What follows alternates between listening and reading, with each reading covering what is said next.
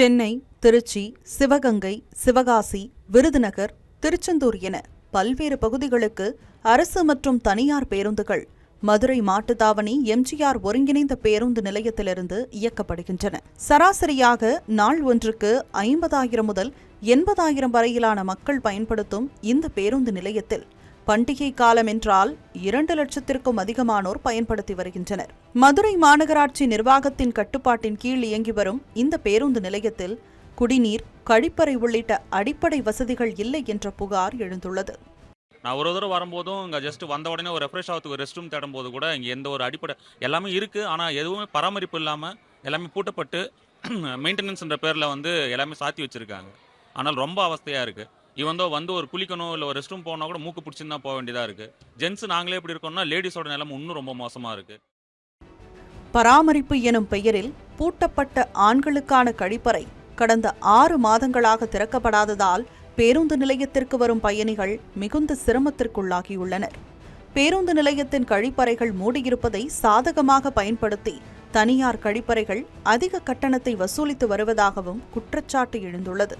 குடிநீர் சுத்தமாக இல்லை. இங்கே எல்லா பேருந்து நிலையத்தையும் குடிநீர் சுத்திகரிக்கப்பட்ட குடிநீர் இருக்குது. இந்த மாட்டுத்தாவணி பேருந்து நிலையத்தில் சுத்திகரிக்கப்பட்ட குடிநீர் எங்கேயுமே இல்லை.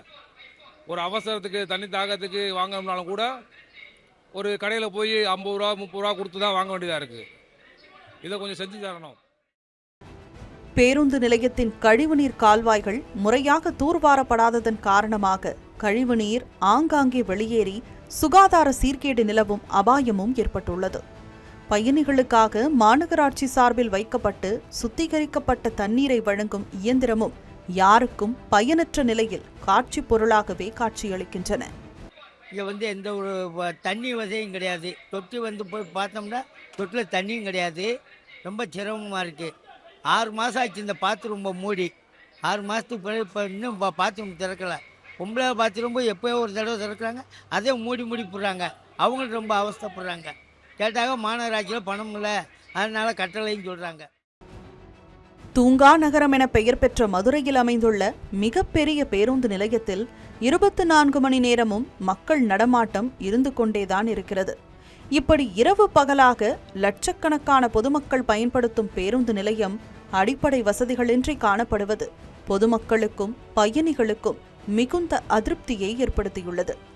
மதுரை மாநகராட்சி நிர்வாகம் உடனடியாக கவனம் செலுத்தி பேருந்து பயணிகளுக்கான அடிப்படை வசதிகளை உடனடியாக செய்து தருவதோடு பேருந்து நிலையத்தை முறையாக பராமரிக்க வேண்டும் என்ற கோரிக்கையும் எழுந்துள்ளது. தமிழ் ஜனம் செய்திகளுக்காக ஒளிப்பதிவாளர் தினேஷ்குமாருடன் மதுரை செய்தியாளர் நாகேந்திரன்.